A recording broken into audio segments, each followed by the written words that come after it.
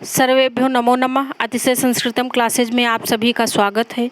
आज हम लोग प्रश्न श्रृंखला भाग 9 पढ़ेंगे। तो भाग 9 में हम लोग आज जब भाग 9 कंप्लीट कर लेंगे तो लगभग हम लोग, क्योंकि हर भाग में 20 से 25 प्रश्न हम देते हैं, तो लगभग समझ लीजिए कि हम लोग 180 से 190 प्रश्न कंप्लीट कर लेंगे, जो कि बड़े ही महत्वपूर्ण हैं।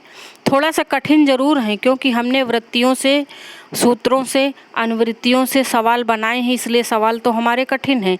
लेकिन ज़रा सोचिए, अब पेपर का पैटर्न भी, कठिनाई स्तर भी आयोग के द्वारा बदल दिया गया है, क्योंकि टीजीटी जैसी परीक्षाओं में अब इंटरव्यू नहीं है, तो प्रश्न ज़रा कठिन ही आएंगे। और हमारे प्रश्न TGT, PGT, LT, GIC, net, JRF, DSSB, Bihar, Jharkhand, Uttarakhand आदि सभी परीक्षाओं के लिए बड़े ही महत्वपूर्ण हैं। तो चलिए देखते हैं हम लोग। पहला प्रश्न है, तो पहला प्रश्न है, यहाँ पर वा नहीं होगा। शरि विसर्ग से खाली स्थान वा। शरि विसर्ग से खाली स्थान वा। अब इस खाली स्थान में क्या भरा जाएगा? का, सकारो, खा, विसर्गो, गा, शकारो, घा, वकारो। यदि आपने संधि प्रकरण भाग 15 लेक्चर हमारा देखा होगा, तो ये वा शरि की वृत्ति है, यानी कि सूत्र की वृत्ति।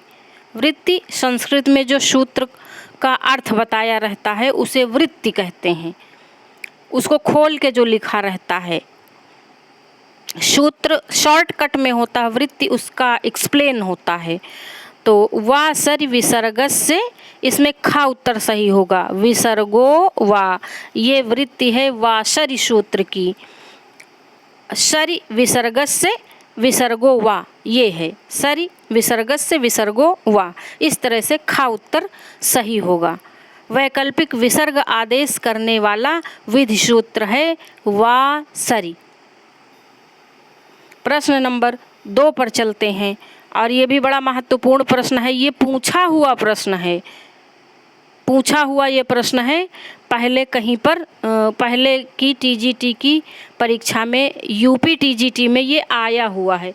यहाँ पर अंतिम नहीं होगा, द्वितीय पद का प्रथम, यहाँ पर ये प्रथम होगा। तो चलिए इसका देखते हैं। विसर्ग संधि भवति, विसर्ग संधि होती है का, जहाँ पहला पद स्वर से अंत हो, दूसरा व्यंजन से प्रारंभ हो, नहीं होगी, ये संधि नहीं हो सकती। खा, प्रथम पद का अंतिम व्यंजन हो, द्वितीय पद का प्रथम व्यंजन हो, तो यहाँ पर तो व्यंजन संधि होगी, विसर्ग कहाँ होगी। अब हम लोग गा नंबर में देखते हैं। गा नंबर क्या ऑप्शन कह रहा है? गा नंबर प्रथम पद का अंतिम विसर्ग और द्वितीय पद का प्रथम स्वर या व्यंजन हो, यहाँ अंतिम हटा के प्रथम कर लेना। और घा कह रहा है प्रथम पद का अंतिम स्वर, द्वितीय पद का प्रथम विसर्ग हो, तो ये तो होगा ही नहीं, क्योंकि कोई भी पद विसर्ग से प्रारंभ ही नहीं होता है। विसर्ग सदैव अंत में रहता है, मध्य में हो सकता है, लेकिन अंत में कहाँ से होगा? वो द्वितीय पद के, मतलब प्रथम में नहीं रहेगा, प्रथम में विसर्ग नहीं होता है किसी पद के, तो इसलिए ये तो होगा ही नहीं। और इसमें गा नंबर सही होगा। कैसे? 2 पद होते हैं, तो प्रथम पद का अंतिम विसर्ग और द्वितीय पद का प्रथम, जहाँ से प्रारंभ होता है वो स्वर या व्यंजन हो, वहाँ पर व्यंजन संधि, वो वहाँ पर विसर्ग संधि होती है, ये पूछा जा रहा। और ये प्रश्न बड़ा महत्वपूर्ण है, ये पूछा हुआ यूपी टीजीटी में ये पूछा हुआ प्रश्न है। अब प्रश्न नंबर 3 पर हम लोग चलते हैं। वैकल्पिक विसर्ग विधायक सूत्रम अस्ति। वैकल्पिक विसर्ग विधायक सूत्रम अस्ति, तो कौन सा है? ससजुसोरुह का, ससजुसोरुह, खा, वा शरि, गा, विसर्जनीय से सह, घा, सर परे विसर्जनीय। तो आपको बताना है कि वैकल्पिक विसर्ग करने वाला कौन सा सूत्र है। तो ये जो का नंबर में सस जो सोरू है, ये तो रू करता है। फिर है वा शरि, तो वा शरि क्या करता है? वा शरि ही वैकल्पिक विसर्ग विधायक सूत्र है। वैकल्पिक विसर्ग आदेश करने वाला विधि सूत्र है वा सरी, यानी कि यही सही होगा। और विसर्जनीय से सह क्या करता है?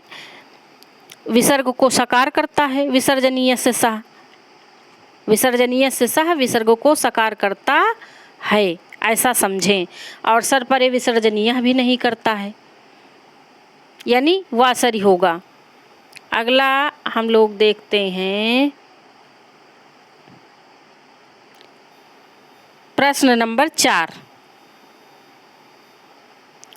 वासरी सूत्रे अनुवृत्ति ही। अब पूछ रहे हैं वासरी सूत्र में अनुवृत्ति किसकी आई है? रूह की या खर की या विसर्जनीय से की या विसर्जनीय की, किसकी अनुवृत्ति आई है वासरी में? तो इसमें देखना है, रू की तो आई नहीं है, इसमें आई है खर की। वासरी में अनुवृत्ति खर की है। किसकी? खर की। खर प्रत्याहार का वर्ण। तो चौथे में खा नंबर उत्तर सही हो जाएगा। और अब हम लोग चलते हैं प्रश्न नंबर 5 पर। हरि शेते पदे विसर्गः भवति। ये जो हरि शेते पद दिया हुआ है, इसमें विसर्ग किस सूत्र से हुआ है ये पूछा जा रहा है। बड़ा ही महत्वपूर्ण प्रश्न है। अब संधि नहीं पूछी जाएगी, संधि में किया क्या गया है, किस सूत्र से किया गया है, ऐसा पूछे जाने की संभावना है। इसलिए हमें हर संभावित प्रश्न को जानकर चलना होगा, क्योंकि पता तो है नहीं क्या पूछा जाएगा। हम ये नहीं कहते हैं कि यही पूछा जाएगा, लेकिन जब आप इस तरह से तैयारी किए रहेंगे तो वहाँ पर आपको उत्तर ढूंढने में आसानी रहेगी।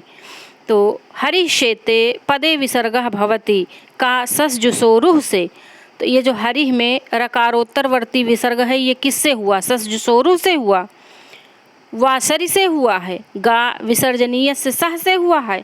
घा सर परे विसर्जनीय से हुआ है। 5 नंबर में किससे हुआ है विसर्ग? हरि शेते पद में। तो यहाँ पर विसर्ग हुआ है वासरी से। क्यों वासरी से हुआ है? वासरी विकल्प से विसर्ग करता है। वैकल्पिक विसर्ग आदेश करने वाला विधि सूत्र है। यदि शर प्रत्याहार का वर्ण आए तो विसर्ग के बाद सर प्रत्याहार का वर्ण आए तो विसर्ग के स्थान पर सा विकल्प से होता है। इसीलिए हरि धन सेते, हरिष्यते, हरि सेते 2 पद बनते हैं। कितने पद? 2 पद बनते हैं हरि धन सेते के। हरि सेते तब बनेगा जब वासरी विकल्प प्रस्तुत करेगा, और हरिष्यते बनेगा इस चुना इस चुह से ना। बहुत महत्वपूर्ण प्रश्न है, एकदम समझ लीजिए, इम्पॉर्टेंट है।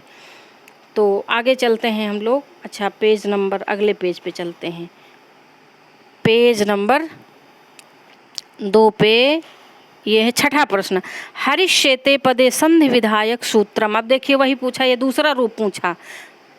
हरि धन सेते के 2 पद बनेंगे ना, 2 रूप बनेंगे। हरिष्येते, हरिष्येते। अब देखिए हरिष्येते पूछ लिया यहाँ पे, ये भी बड़ा महत्वपूर्ण है। हरिष्येते पदे संधि विधायक सूत्रम, यानी कि हरिष्येते की सिद्धि में कौन सा सूत्र लगा है? का वाशरी, खा विसर्जनीय से सा, गा इस्तोह इश्चुना इश्चुह, ये हमने अधूरा लिखा। इस्तोह इश्चुना इश्चुह पूरा होगा। घा सस जुसो रूह क्या होगा?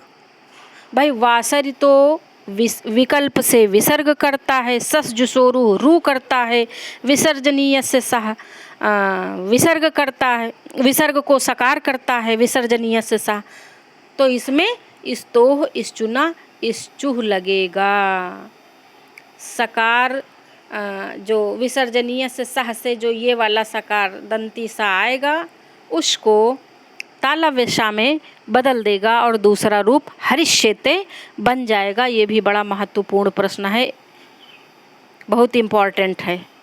और हरि धन शेते, हम ये जानते हैं कि संधियाँ तो वही हर किताब में लिखी, सूत्र वही हर किताब में लिखे हैं, और हम बार बार पढ़ते हैं, लेकिन जब घुमा के प्रश्न पूछे जाते हैं तो उत्तर देने में कठिनाइयाँ हो जाती। अब हरिः धन सेते पूछ लिएगा क्या होगा, तो हरिष्येते होगा।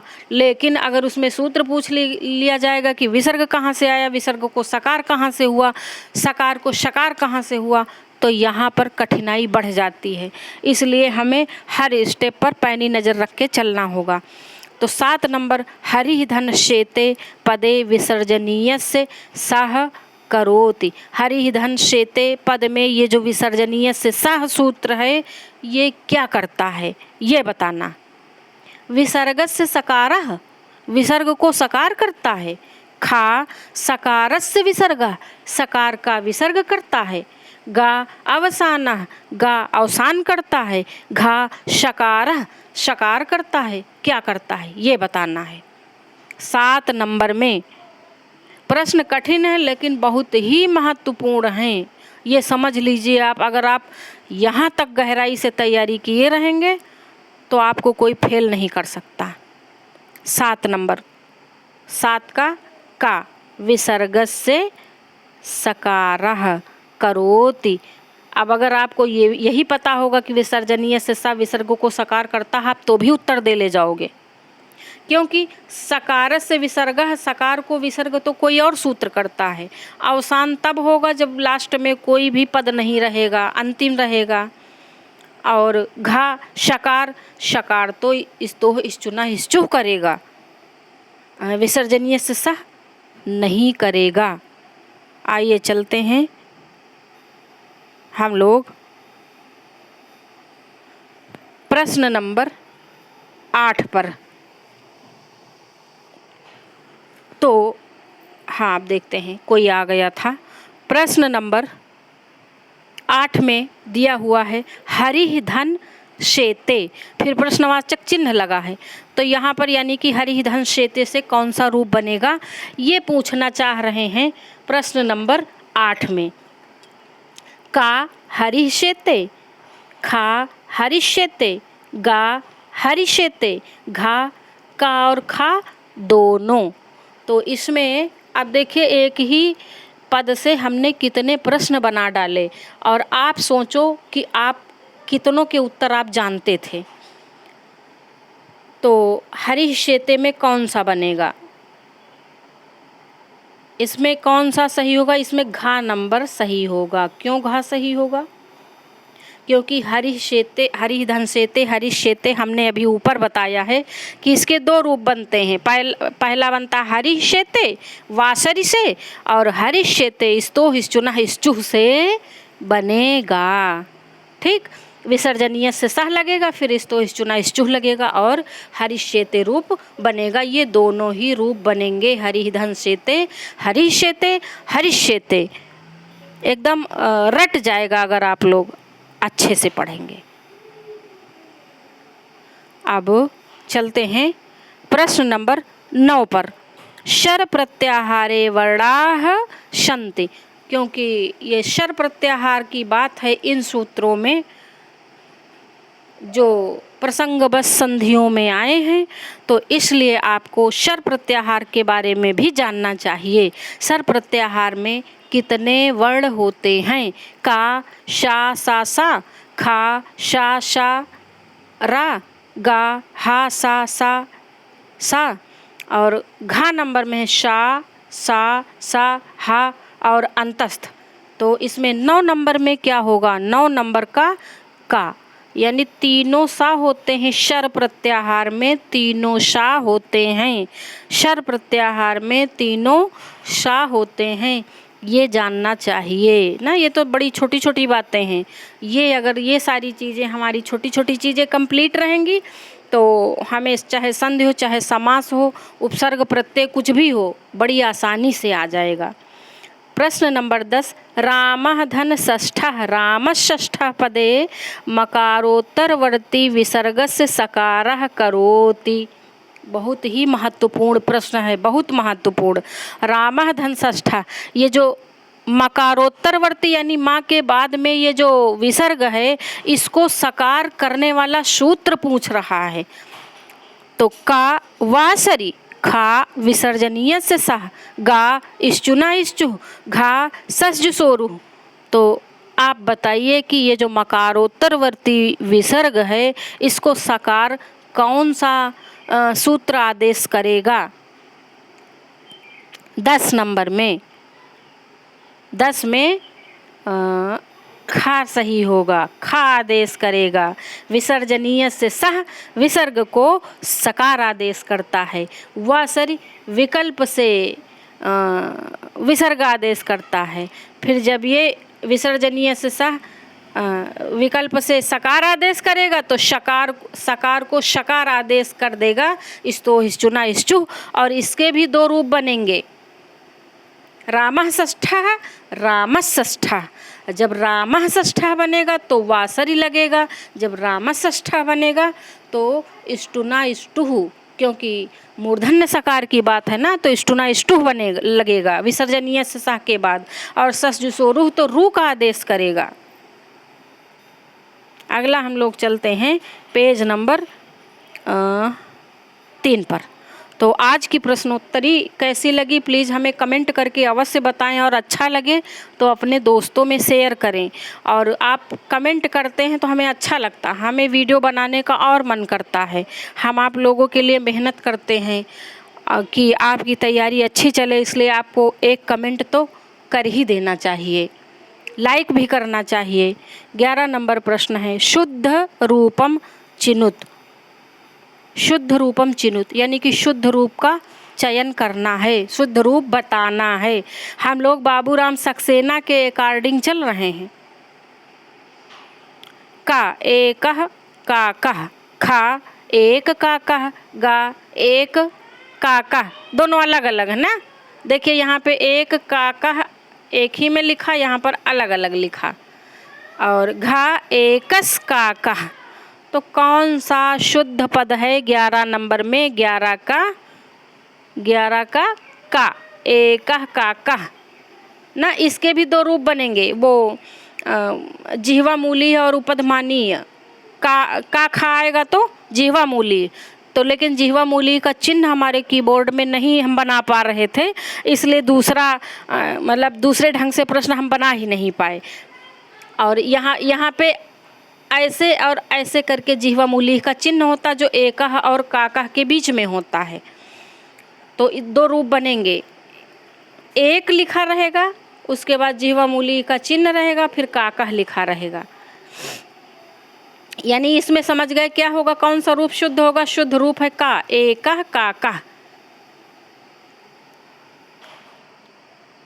अब अगला चलते हैं हम लोग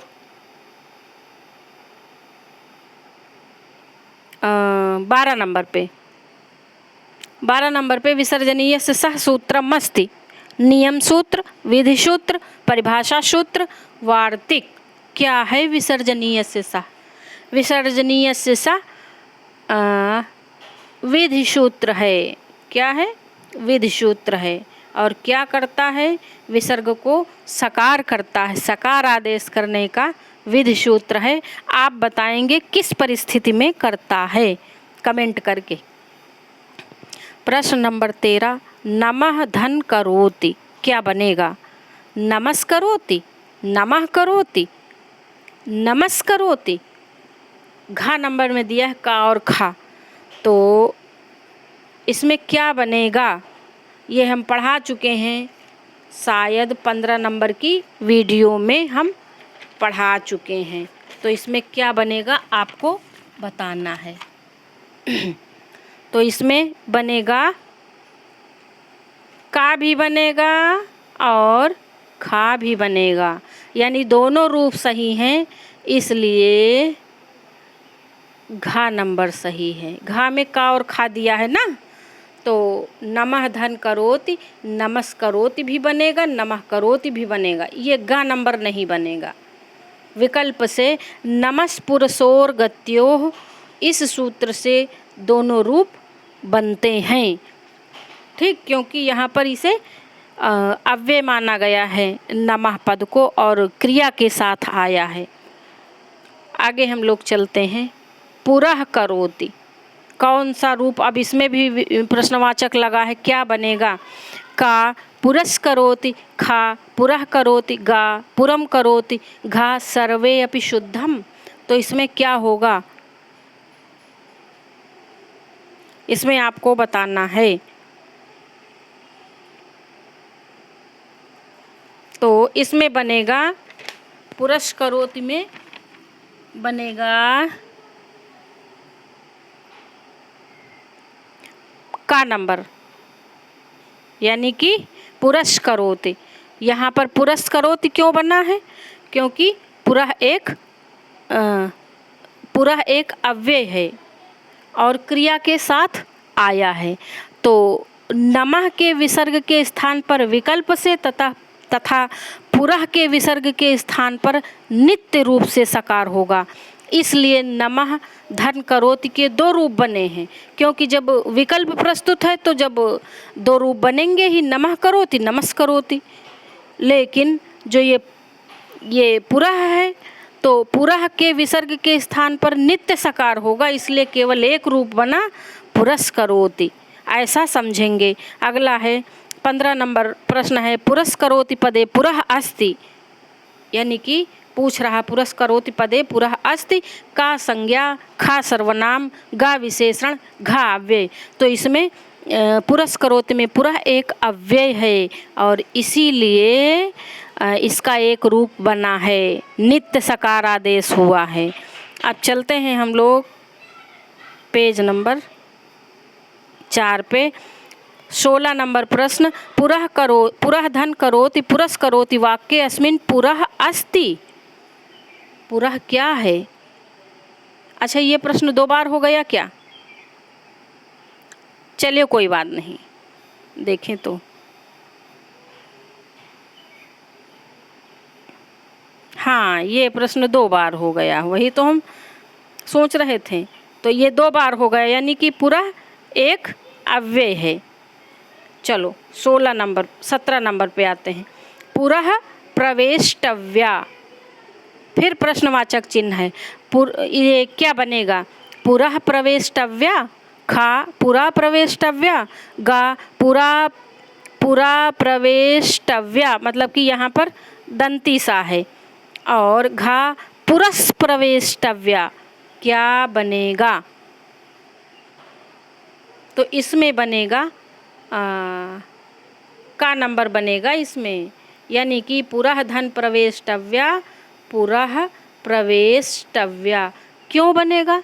क्योंकि यहाँ पे जो पुरः है ना, अभी हमने बताया था पुरः करोति में पुरः अव्यय है, लेकिन यहाँ पर भी पुरः आया है तो नित्य सकार नहीं हुआ है कि पुरस प्रवेष्टव्या बने।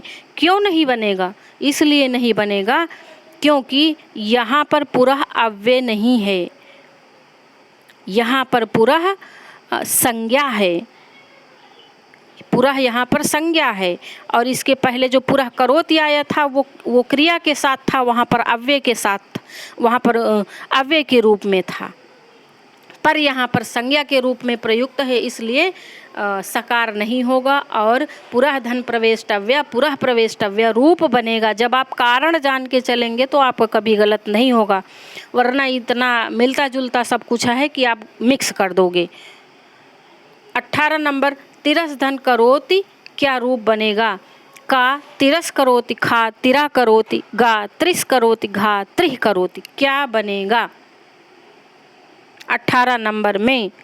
तो 18 नंबर में बनेगा का तिरस करोति, तिरस धन करोति, तिरस करोति, ये बनेगा रूप। क्यों बनेगा भाई? ये तो सब, तिरा करोति तो बिल्कुल गलत, त्रिह करोति भी गलत है और इसमें ये सकार गलत है, इसलिए ये भी गलत होगा।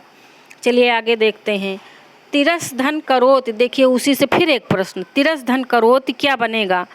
तिरस करोति, तिरह करोति, तिरस करोति, घा में है का खा दोनों, तो इसमें का भी होगा और खा भी होगा, का भी होगा खा भी होगा, यानी कि घा सही है। तिरह धन करोति, तिरस करोति, तिरह करोति, इसके 2 रूप बनेंगे। यदि तिरसो अन्य तरस्या में एक सूत्र है, वो कहता है यदि तिरस के बाद का खा पा फा आए तो सा विकल्प से बना रहता है। तो इस नियम से दोनों रूप बनेंगे। 20 नंबर आज की प्रश्नोत्तरी का लास्ट प्रश्न है। विसर्गस्य स्थाने सकारः भवति यदा, विसर्ग के स्थान पर सकार होता है जब का रकारः पश्चात भवति, रकार पश्चात में होता है। खा शरि, शरि का अर्थ है शर प्रत्याहार का वर्ण पश्चात में होता है। गा खरी, खर प्रत्याहार का वर्ण पश्चात में होता है। घा झरी, झर प्रत्याहार का वर्ण पश्चात में होता है। तो इसमें क्या सही होगा आपको बताना है। 20 नंबर में थोड़ा टेक्निक है लेकिन प्रश्न बड़ा आसान है। अगर आपने बहुत अच्छे से विसर्जनीय से सह पढ़ा होगा तो आप तुरंत बता ले जाएंगे। तो इसमें होगा गा नंबर खरी, यानी कि विसर्ग के स्थान पर सकार होगा जब खरी अर्थात खर प्रत्याहार का वर्ण पर में होगा। जैसे सरी है, झरी है, खरी है, इनमें सब में सप्तमी विभक्ति है, इसलिए पश्चात अर्थ होगा। में पश्चात यानी कि पश्चात में होगा। तो विसर्ग के स्थान पर सकार होगा जब खर पश्चात में होगा, खर प्रत्याहार का वर्ण। तो आज की प्रतियोगिता कैसी लगी हमें अवश्य बताएं। लाइक करें, शेयर करें, कमेंट करें और हमारे चैनल को सब्सक्राइब करें। और ऐसे ही हम महत्वपूर्ण प्रश्नोत्तरी कराते रहेंगे। आज यहीं तक, धन्यवाद।